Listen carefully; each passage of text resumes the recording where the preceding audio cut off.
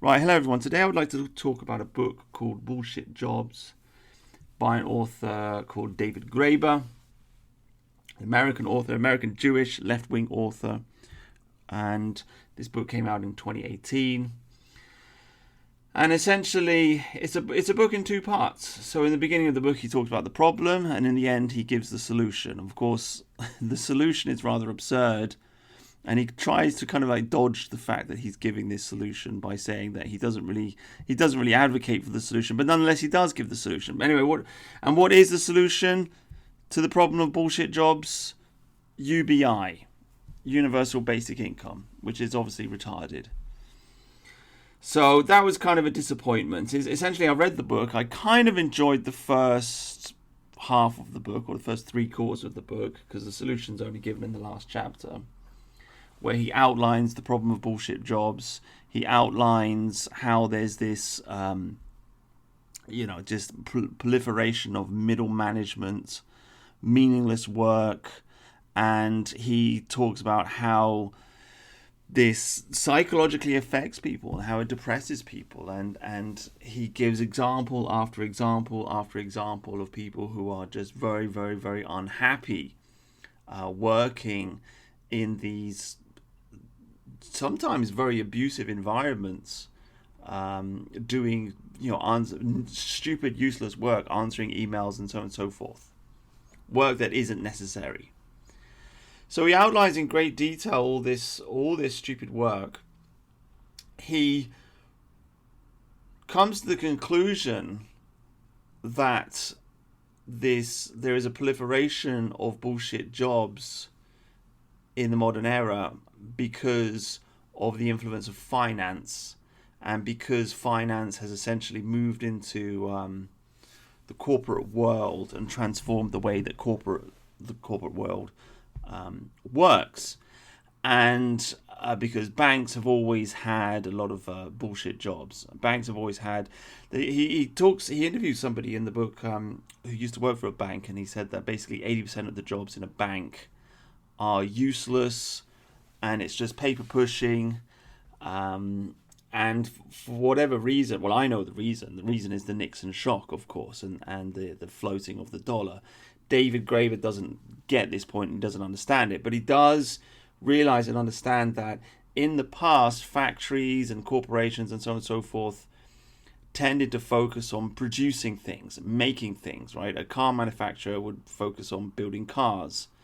A school would focus on educating its students, etc., etc. Somewhere along the line in the 70s, this changed, and human resources entered, and you have a proliferation of nonsense administrative tasks that entered into the government and the corporations and big businesses in general, and it's created this middle management nightmare, which is just full of nonsense jobs. And these jobs aren't producing anything, and they're making people really, really unhappy. And so this is the first part of the job. He identifies the problem, he identifies the reason for the problem, but then stupidly he proposes the solution of universal basic income to fix everything. Which just makes me, to be honest with you, it just makes me want to tear my hair out, and it just makes me wonder, why did I bother reading this left-wing book in the first place?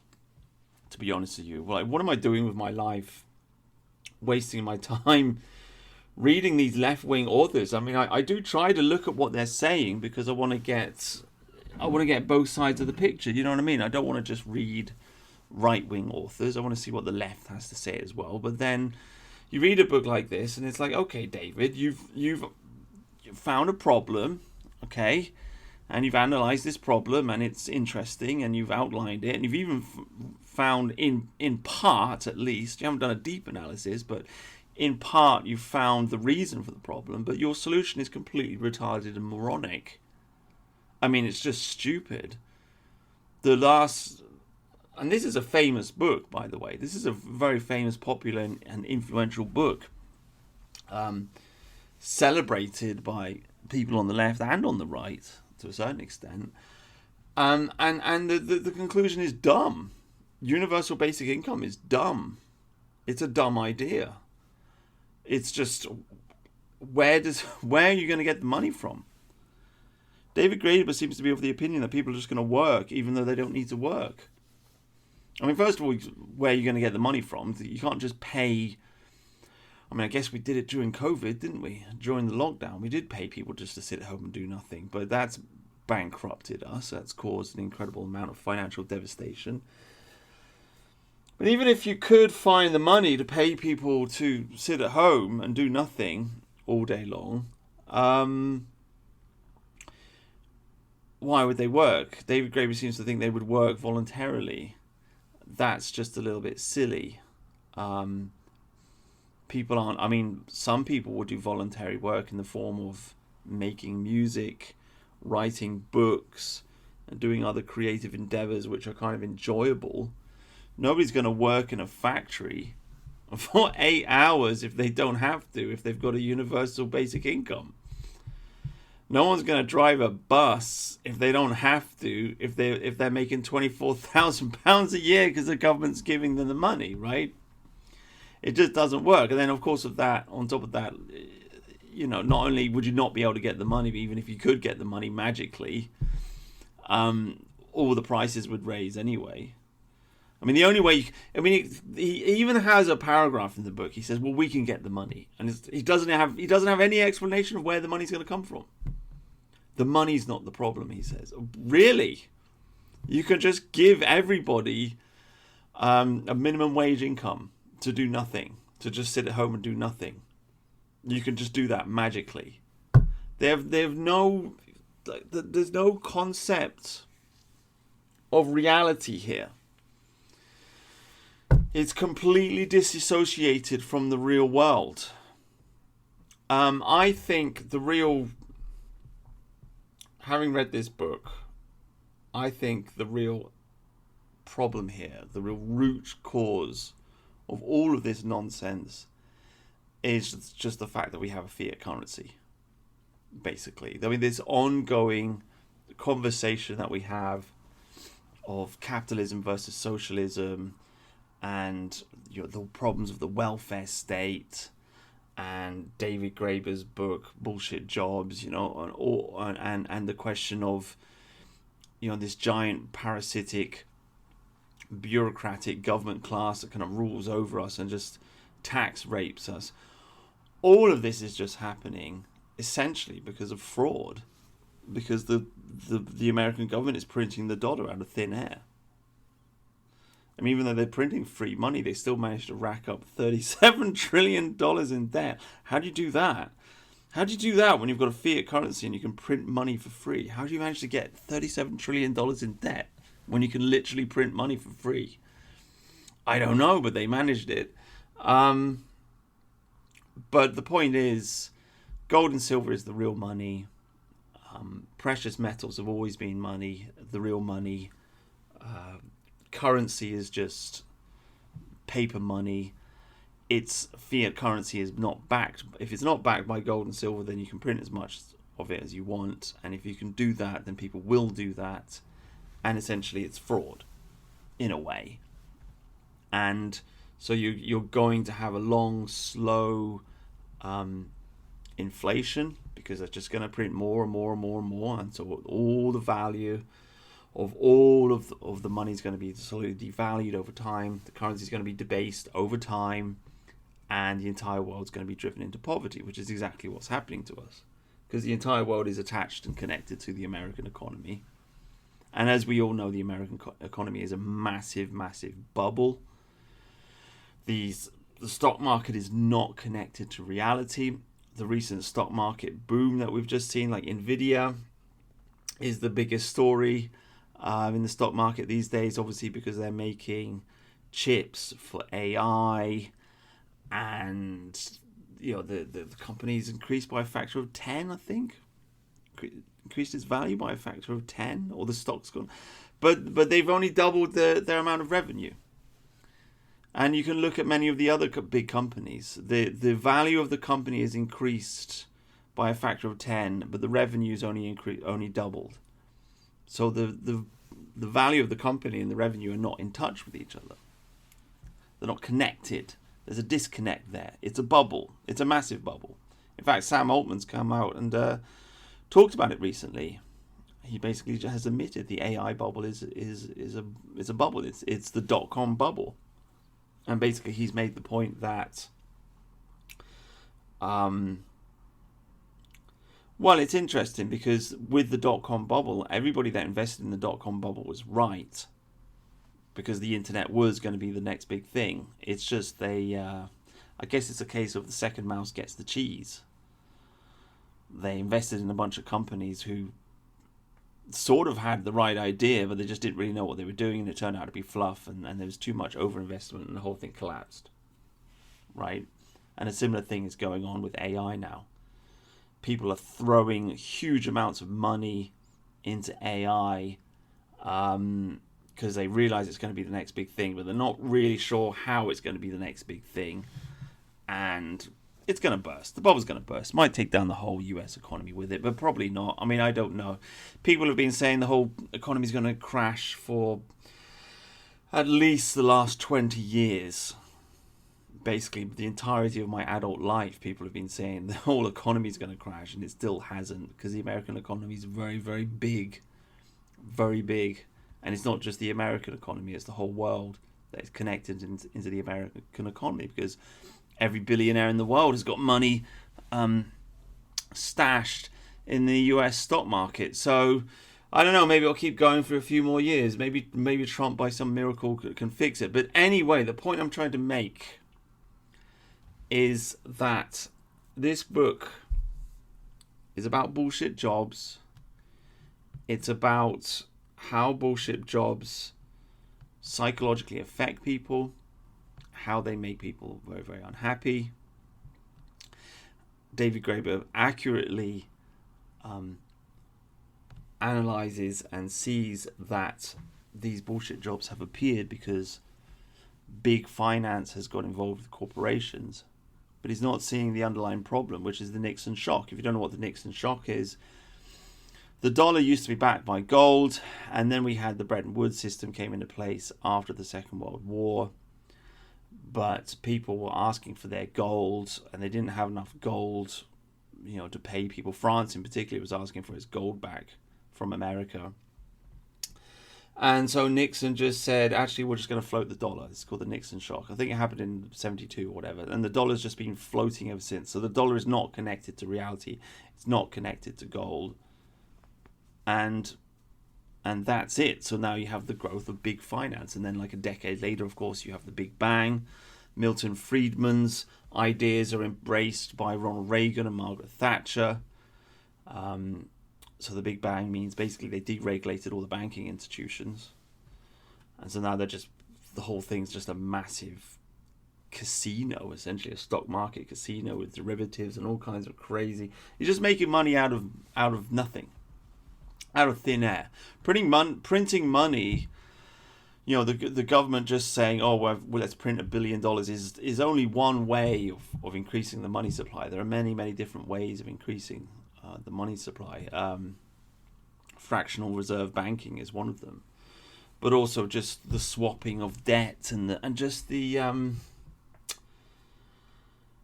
people trading stocks, driving up the price of a stock, which is not connected to reality. People betting that the value of a commodity is going to go up or the value is going to go down. People just trading forex, trading currency. So you buy a currency when it's low, you sell it when it's high, you take profit. You're not producing anything. You're not making anything.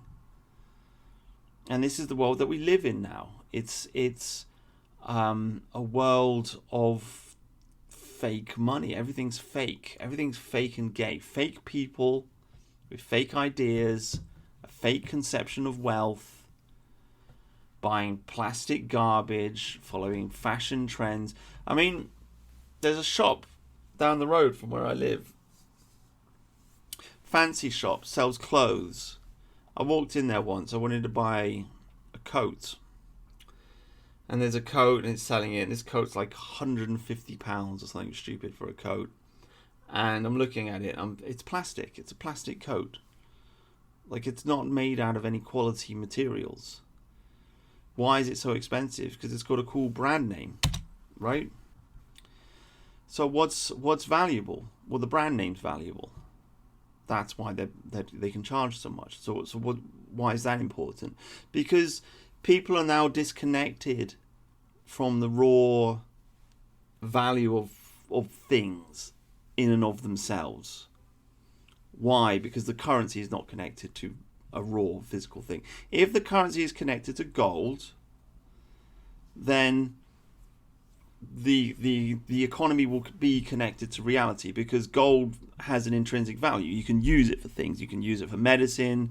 You can sculpt it into a beautiful statue or whatever, or you can use it in jewelry and etc., etc. Silver and gold are useful physical things that you can get your hands on.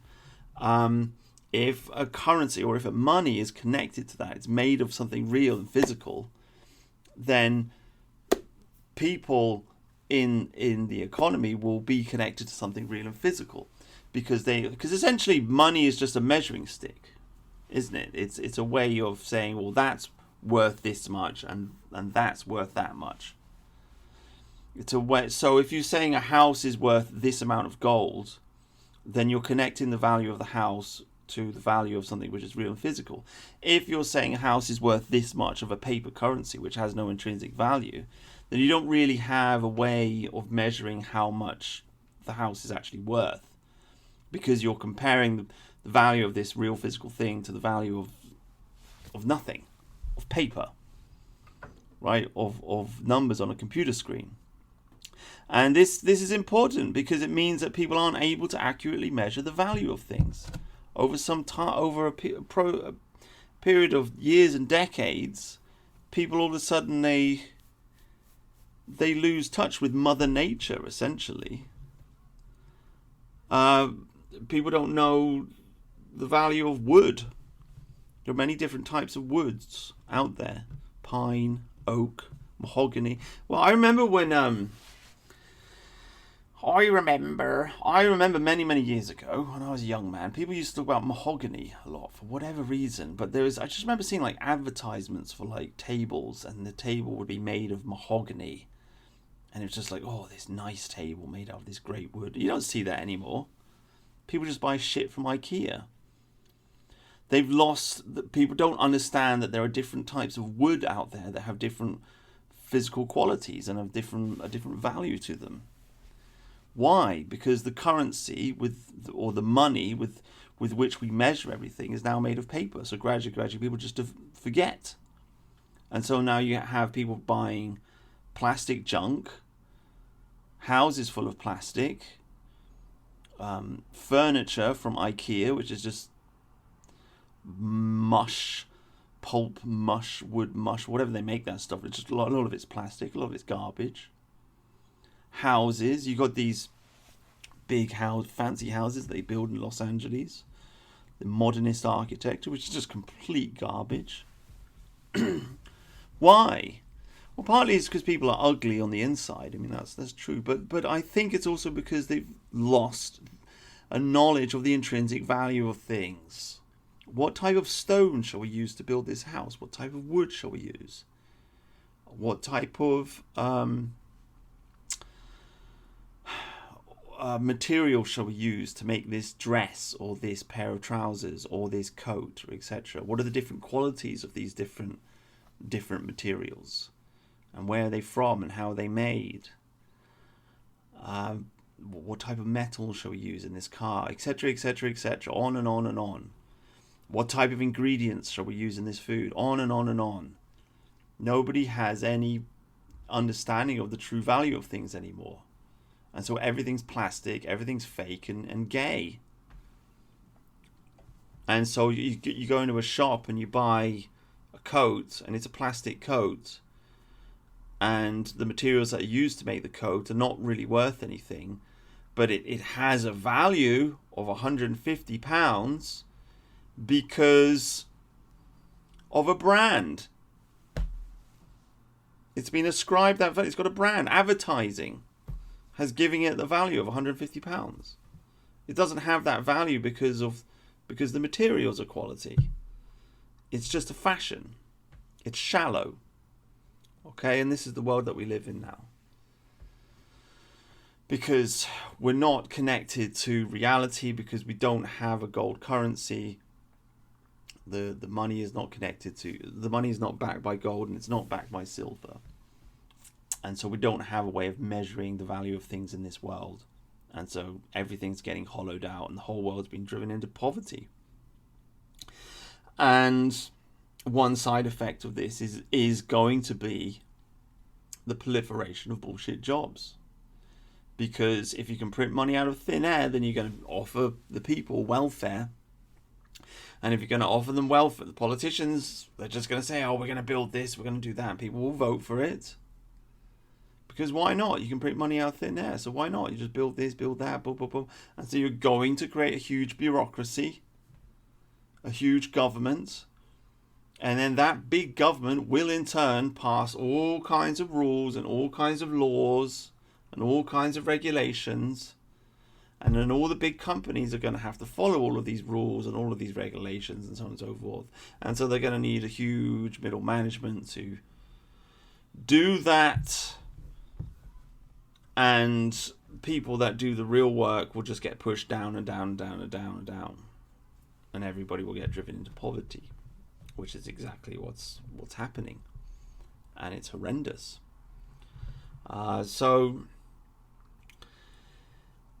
And then David Graeber comes along and says, well, the solution is more big government. I mean, it's quite absurd, really. Like, when he comes to his conclusion, it is quite funny, because he whiffle waffles around it.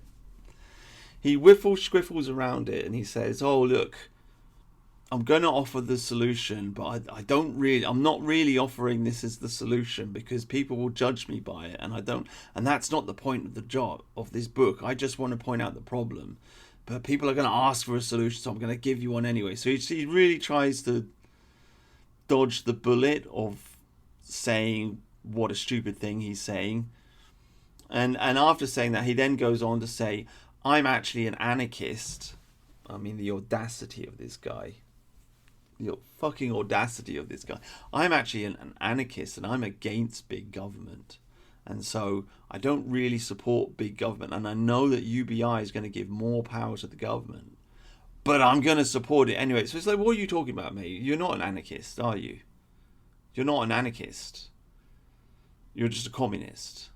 I mean, it's the old absurd anarchist-communist alliance, isn't it? It goes all the way back to the days of Karl Marx, doesn't it? Why do left-wing anarchists... And I'm working with an anarchist, actually, funny enough. There's one at work. Just some old, like, punk guy. No gods, no masters. And it's like, all right, mate. Did you take the vax? Like, did you take the vax like a good little boy? Huh? Did you take the vax like a good little boy? Yeah, you did, didn't you, you cunt? I really hate people that profess to have an ideology and then just don't really follow it. It really kind of like annoys me. I know that's kind of bad, because I don't know, holding people to their own standards and all. I don't like it when people do that to me. Like, I'm a vegetarian, and people say, well, you're not really a vegetarian because you've just had that sweetie and it's got a bit of gelatin in it or whatever. And it's like, oh man, okay. I mean, like, I'm not super strict, all right? I mean, so I don't like it when people hold me to... I guess I don't like it when people hold me to a standard. Like, if I say I'm a veggie and I commit an act of vice and they say, well, you're not a real veggie, I don't like that. But ideologically, I do think, like, if you're following a certain ism, or you declare yourself to be following a certain ism or ist, then you should kind of stick with it. Otherwise, you don't really deserve to declare yourself to be a follower of that thing. And actually, what you really are doing is you're subverting it, which is, of course, what the Conservative Party's done, and the Republican Party, and the right wing in general. The MAGA movement, right? All of it. It's all a bunch of people saying, "Oh yeah, I'm right wing. I'm a tradition," and it's like, no, you're not. You love gay people. You're in favor of mass immigration. You're inviting all these foreigners in the country. You're Islamizing the country. You're a feminist. You think women should vote. You're in favor of big government. You're in favor of censorship. Like, you're not right wing. There's nothing right wing about you. You're completely left wing. But you're pretending to be right wing. So can you just like label yourself properly so that we know who you are and stop pretending to be something that you're not? So it kind of annoys me. It really does annoy David Graeber. I'm an anarchist. I'm an anarchist. I'm an anarchist. I'm so cool. Look at me. I'm an anarchist. And then in the very next breath, he starts talking about universal basic income. Right. So he wants to create a situation where everyone works for the government. It's just communism. That's all it is. And then he's got the audacity to call himself an anarchist. I remember working with a guy. This fucking guy, dude, turns up at the factory. Says he's studying law. Okay, ex-military guy. I'm studying law. Oh, that's nice. I start asking him questions. I said, so do you believe in positive law or natural law? And he's like, oh, I don't get into the philosophy side of law. I said, well, you're a bit dumb then, aren't you? I mean, you can't even give a basic answer to a basic question. Okay, whatever. So then he starts blabbing on saying, I'm a libertarian. Yes, I'm a libertarian. It's like, wow, that's really cool, mate. So I said to him, what do you think about the lockdowns? And he goes, well, it's difficult. No, it's not actually. It's really actually not that difficult. I really actually don't want to be locked in my home because some idiot is scared of getting the flu. It's not really a difficult question at all. And you have no right to call yourself a libertarian if you are in favour of the lockdowns, you absolute moron, you total muppet, you fool. So it kind of just annoys me, right? You're just like, you're not a real libertarian. Don't call yourself a libertarian. David Graeber is not an anarchist. He doesn't have that. And I don't, obviously I'm not an anarchist. I'm a classic English liberal, basically. A racist liberal. That's what I am. But he calls himself an anarchist. And then goes on to advocate for universal basic income, which is retarded. But a lot of people are in favour of it. Even Richard Spencer is in favour of it. I mean, I guess there are different varieties of it. The one that David, you got a kind of minimal, conservative universal basic income, which I could sort of understand. Okay, so it's like, okay, instead of having a welfare state, we'll give everybody welfare money. So instead of spending 200 billion a year on the NHS, 100 billion on education, and then maybe like another 100 billion on, let's say, I don't know how much the government spends on welfare. It's like probably like 400 billion or something like that. It's probably like half of the government budget. So we'll just give everybody that equally, and they can figure out how they spend it themselves, right? I mean, that's or you could do, I mean, it's plausibly understandable, I suppose. It's also stupid because, where's the money come from? It comes from the people. Why not just not take their money in the first place? Wouldn't that be easier? How about we just scrap the NHS, scrap the education system, scrap pensions, scrap the dole, scrap everything, and just have a country that, you got to work and pay for your own stuff, and if you can't, then you have to take charity, which is the way the country worked. Why don't we just go back to that, right? Why don't we do that? That'd be easier than universal basic income. So I mean, it's just not an idea that makes sense, and yet this is the conclusion of the book. So identifies the problem.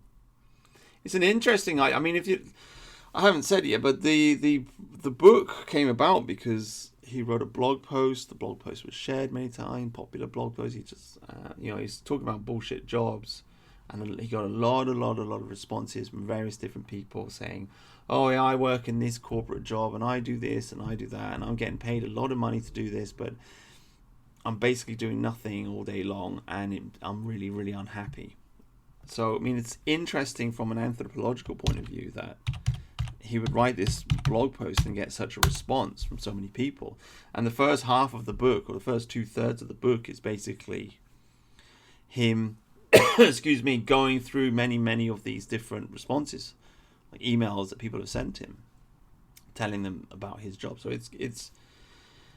it's curious. He's also, I mean, he's not stupid. Like, he's also, he makes some very salient points about how, he talks about slavery, and he talks about the buying of someone's time, and how making someone do a bullshit job is a really kind of like abusive thing to do. Because it's like, I own you now, I've bought your time, and so now you've got to do what I tell you to do, basically. And if there's no work for you to do, I'm going to make you do something completely pointless. Because I've paid you, I'm paying you to work 40 hours a week. And if you can do your job in 10 hours, then I'm going to make you, you know, stand on one leg and bark like a dog for 30 hours because I've brought your time, right? And that's an interesting, like, it's, I mean, it is an interesting point that in the old days and medieval times or what have you, like, this just would not be the case unless you were actually a slave. But in old days, generally, like, you pay someone to do a job, and then they do the job, and then that's it. You don't expect them to just, you don't make work for them to do. So it is kind of abusive and authoritarian. And he does, you know, giving interesting analysis of the way a lot of these workplaces are just like horribly abusive people with horribly abusive bosses who are just, you know, being nasty partly because they've got to prove they themselves don't have any work to do. And so they've got to prove that they are useful. So they're making all the people that work under them like jump through hoops and do this and do that.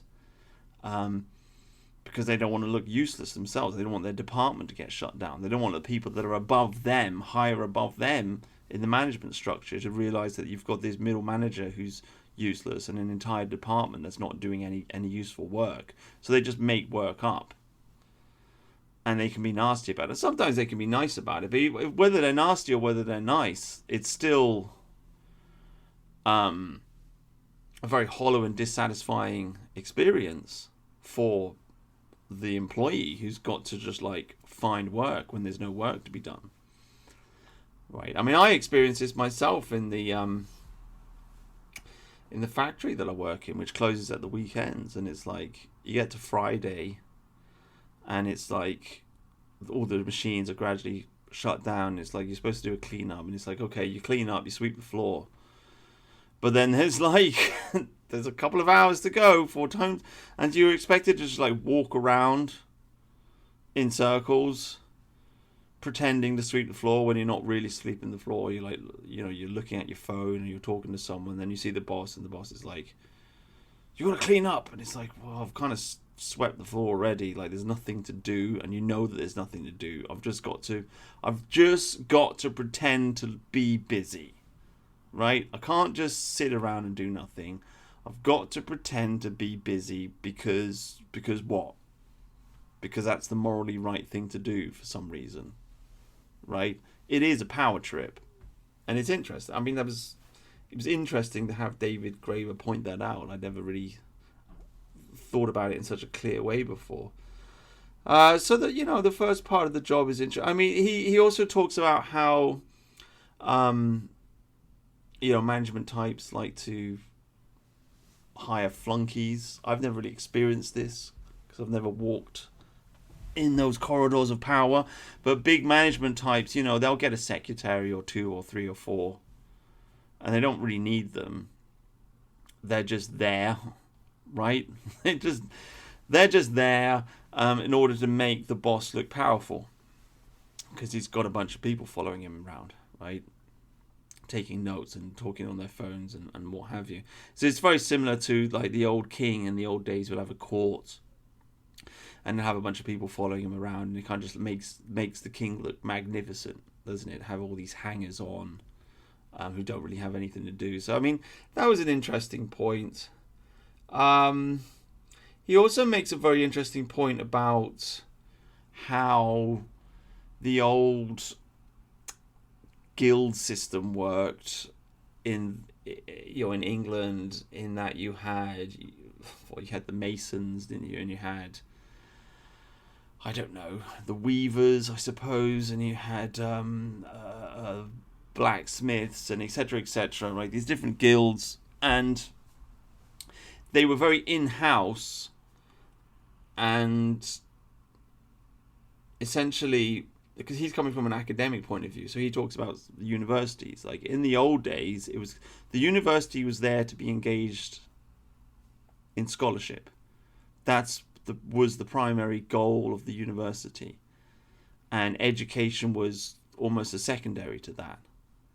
So it was the primary goal of the university was to read a bunch of books, have a bunch of really clever people sitting around reading books and writing new books, essentially. Scholarship, right? Read the information, regurgitate the information, keep the ball rolling, keep the thing alive. That was the primary aim of a university. It had a low level of administration, and the students were just kind of taken along for the ride. But it wasn't really the main focus, right? The students kind of had to teach themselves in a way. I mean, they'd give a few lectures, but the students were expected to study for themselves and kind of pick up on the love of knowledge, I suppose. That's all changed now. Now university is just about administration. You got to tick those boxes. You got to fill those forms out, right? Professors just spend a lot of time filling out forms, filling out paperwork, and they do not want to be filling out the forms, and they do not want to be filling out the paperwork. They're very unhappy doing this. But that's how the school system's changed, or the university system's changed. All industries have been the same. In the old days, like the blacksmith, you're part of the blacksmith guild, you'd learn to be a blacksmith, and it was blacksmiths telling blacksmiths what to do. Now there's a middle management, and or in the factory or whatever, there's a middle management. The middle management doesn't really understand what the blacksmith does, but he's telling the blacksmith what to do. In the same way, in the university, you've got the middle management. They're not scholars, they're not academics, but they're telling the academics what to do, and this is part of the problem. And I've experienced this myself. In a factory, you've got the managers. They don't know what's going on the factory floor. They don't know how the product is made, and yet they just stick their noses in and they try and change this, and and it's like, you don't know what you're talking about, mate. You don't operate this machine. You don't know how it works. You're just some idiot that sits in an office, and you're just trying to justify your existence somehow by coming down here and annoying me, right? So this happens in universities. This happens in all of the big businesses. It never used to happen. And this is why we've become inefficient. And like I said, with the one of the main causes is the finance. That's the point that David Graeber makes. Of course, he doesn't get as far as figuring out that gold is the real money. Right? He doesn't go down that rabbit hole because he's a communist. But I could think of two other reasons why there are so many bullshit jobs, which David Graeber doesn't talk about. Reason number one, women. Women have entered the workforce, and women, first of all, women are much easier to satisfy. I think it's easier for a woman to just sit around and do a makeshift no work job, right? She'll sending a few emails, having a couple. I mean, we've seen these videos, haven't we? We've all seen the TikTok videos of girls going to work. Right, this is my job in this big tech corporation, and they're going to work, and it's like they have a latte, they have something to eat, they type out a few emails. They're not really doing any work at all, and they're getting paid $100,000 a year, and it's just infuriating because they're so stupid. But women, I think it's much easier for women to go along with the bullshit jobs, whereas most men find it hard because men need a purpose in life. Women don't have that drive or that purpose, because a woman's purpose in life is to have babies and cook dinner. So, they lack the ambition that men have, and because they lack the ambition that men have, they're more easy to satisfy with some nonsense secretary job or whatever, where they just don't really have to do anything. I mean, they might be a bit bored of it, and they might just while away their time, looking at cat videos and gossiping about this, that, and the other. But they don't really have any real work to do. They're easy to satisfy. So that's one of the problems. I mean, another issue with women entering the workforce is, of course, like the human resources bullshit. Because if you're going to work in human resources, apparently you have to be a woman. It's a female mafia. You have to be a woman, you have to be middle-aged, and you have to be fat, right? And you have to be left-wing. So they get into human resources, and then they create problems, and they manage speech, and then they also, you've got to do your PowerPoint diversity presentation, and etc., etc., etc., right? And organize a little dinner, and organize a charity event, right? You've got to organize a charity event that the people in the factory have got to attend, and it's like, no, I'm not doing that. What the fuck? No. So they make work, and they make problems, and they complain about stuff, and then they complain to the government, and the government passes diversity regulations, and now the company's got to deal with all this shit. And so they create jobs to deal with the shit. So women, big problem. And of course, women entering the workplace feminizes the men. I mean, women entering politics feminizes the men, right? Men have been feminized. Men are not as confrontational as they used to be. Men, this is why Western civilization has fallen, in my opinion. I don't think that democracy is the problem. I think giving women the vote was the problem. We conquered the world with English liberalism. We conquered the world. People say, oh, but the two parties are both the same. Well, if they're both good parties, that's not a problem, is it? If you have two right-wing parties and they're just disagreeing a little bit about how high the taxes should be, then the country would be fine, wouldn't it? The problem is when you got two left-wing parties running the country into the ground, which is what's happened. So I don't think it's the fact that there's a two-party system that's the problem.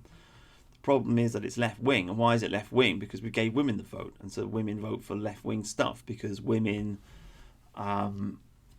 they don't think about making money. They think about spending money. So they want the government to be daddy, and they want the government to be their husband, and they want the government to spend lots of money and borrow lots of money and tax everybody and create a big government and etc., etc. And that's what they got.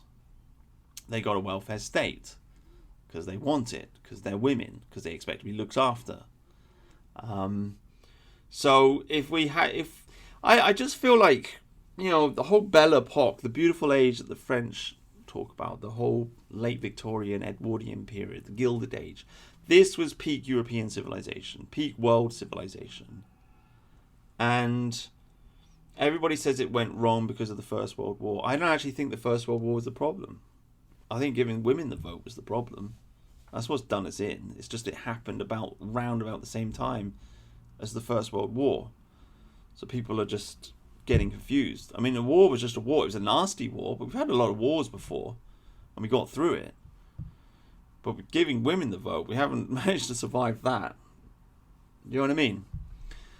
So it was a result of the progressive era. I think the direction we should have taken is to give people referendums. The Swiss option. That was also something that people in the progressive era wanted. If we'd have got referendums instead of giving women the vote, we'd be living in a utopia right now. The world would be a complete different place. Because if we had referendums, you could veto the government. If you could veto the government, we never would have given women the vote. And yeah, you'd stop the government. You'd be able to stop the government from doing all kinds of nonsense. So that's the perfect political system, in my opinion. Small government, gold-backed currency, only the men can vote, referendums, and then you'll have an efficient, and then everything will be fine. Basically, I mean, there's always going to be problems, right? There's no perfect system of government. I mean, I could say something here about land value tax and VAT, but because I've just finished reading Dellingpole's book for the second time, actually, where he's talking about daylight robbery, and the book's called Daylight Robbery. The word daylight robbery comes because there used to be a window tax, and this turned into the phrase daylight robbery. But anyway, I think I know I don't want to get into that, but I think VAT is the way to go forward, because British people don't like poll taxes. They don't like direct taxes. It's in the Constitution for a reason. It was actually, I've been debating it for a long time, thinking about it for a long time. It was actually the what's his name, Ron DeSantis, that made my mind up on it. Just saw a random clip of him on Twitter, and he basically made, because I knew that in the American Constitution it said no direct taxation, and I just couldn't understand why, right? But the point he made is that if you have indirect taxes, as in you have VAT, then you basically choose to pay the tax, and so you can save your money. I mean, I understood this already, but the point he made, which really nailed it for me, was that it stops the government from raising taxes too high. Because if the government tries raising more taxes, then people will just stop buying stuff. So essentially you force the government to be a small government. Now, I never understood it in that way before, but that's why I think I vote for VAT as being the primary tax. I reckon I could run this country on like 200 billion a year. And then everything else should just be sorted out by charities. Churchill, embarrassingly enough, I know I'm a big defender of Churchill, who helped bring in the welfare state. Before the welfare state came in, this country was filled with friendly societies, which were essentially charities, and you'd join them and they'd help the poor and so on and so forth. But charities, you want to help people, give money to a charity. Why is the government got to steal your money and then give it to help people? Right? The problem with the government taking the money from you is that it kills the goodwill. First of all, the government's completely inefficient, but apart from that, it just kills the goodwill of society. Because now there's no longer need for you to give charity, and so you don't want to give charity. I don't want to give charity to anybody. Why should I give charity to anyone if I'm paying 50% of my wealth to the government? I'm working for the government for like 20 years of my life, like a slave. So I don't have a desire to give charity. And so you're destroying the ability of people to be virtuous. Because giving money is generous, and generosity is good. And the people that receive charity are more grateful for it. Instead of the situation that we have now, where you have just people sitting on the dole and not grateful at all. They just take money from the government. They couldn't care less, you see. So anyway, that's what we need to go back to. I just wanted to say, like, the other reason for the bullshit jobs. So we got women, we got finance. The other problem is the deindustrialization of America. So all of the jobs in production have just gone to China. China makes everything now.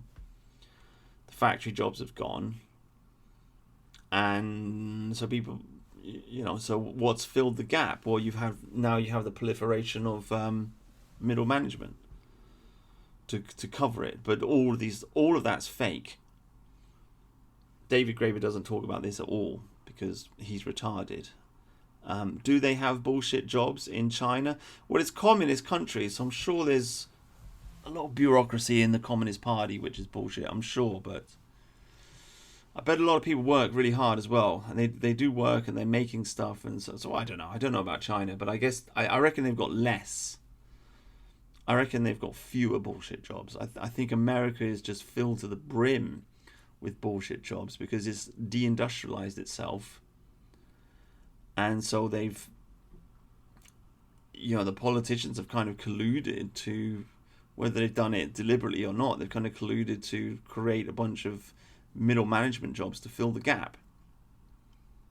They've increased this. We've moved into a service economy. I mean, there's an interesting stat. He says that service economy, like real service economy, is about 20%. So that's, hairdressers and waitresses and taxi drivers, I think, would be service economy. This kind of thing, like real, actual, that's what you think of when you think of a service. That's about 20%.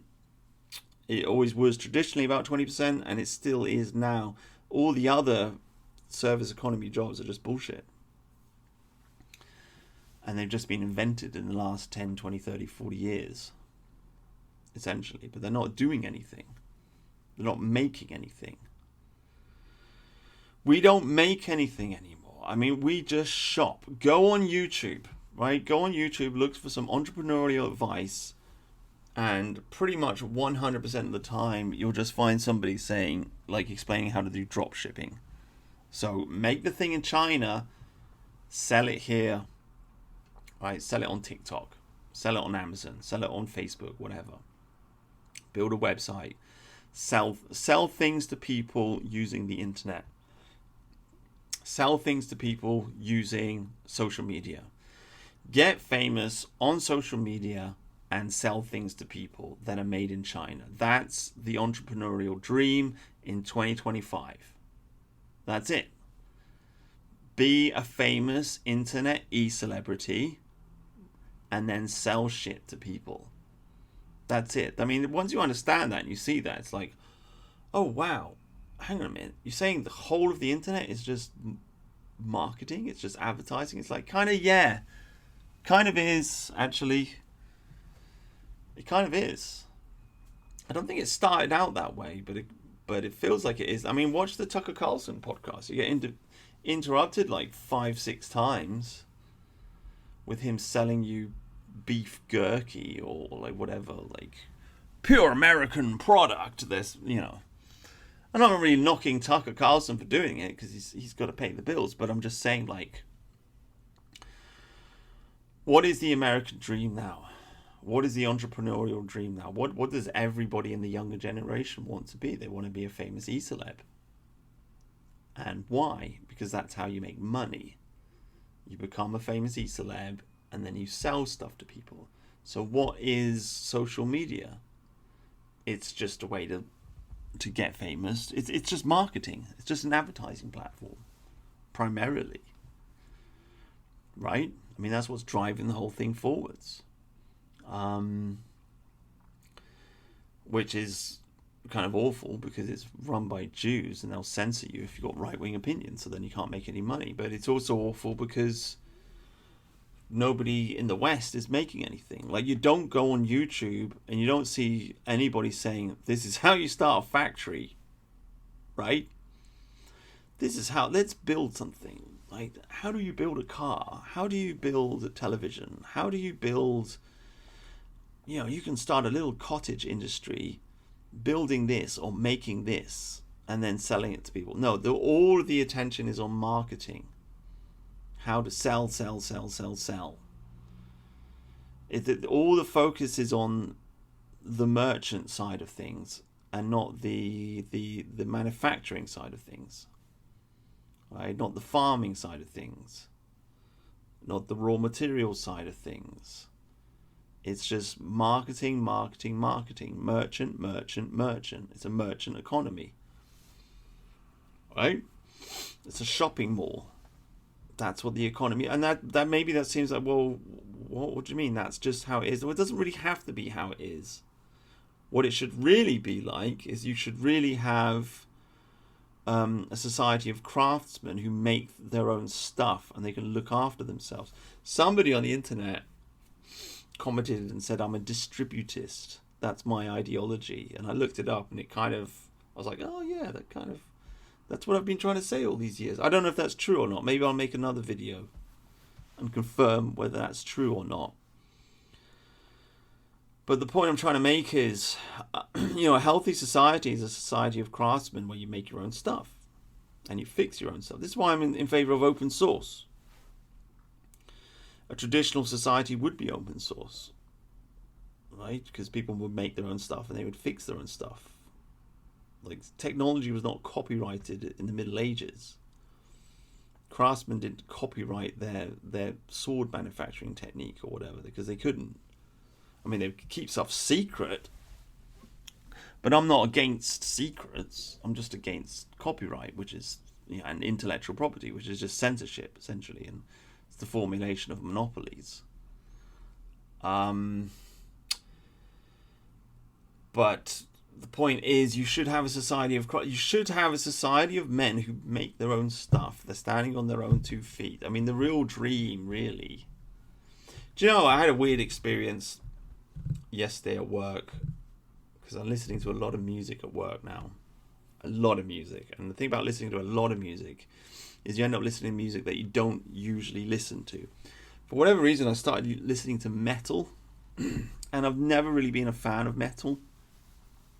Partly because I've started listening to it, partly because I'm listening to a lot of music, but also just because there was this random post of this guy on Twitter talking about how he found his cute metalhead girlfriend on the internet.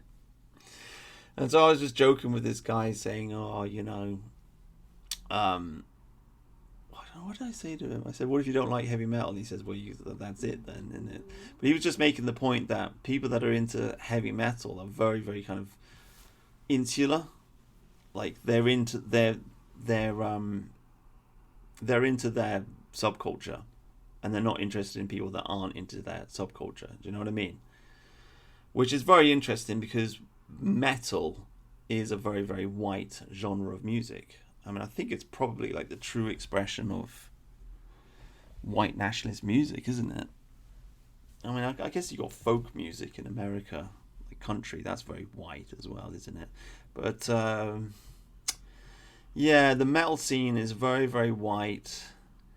So I'm listening to it, and it's just like, okay, like this.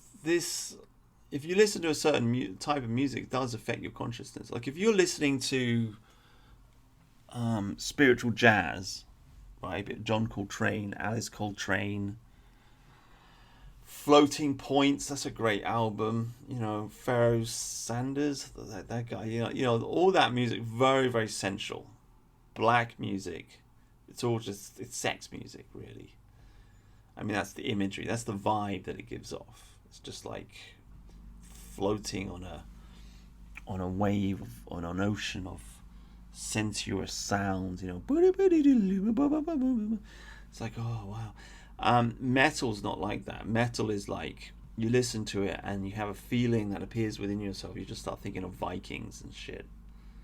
Vikings and rain and the forest and homesteading.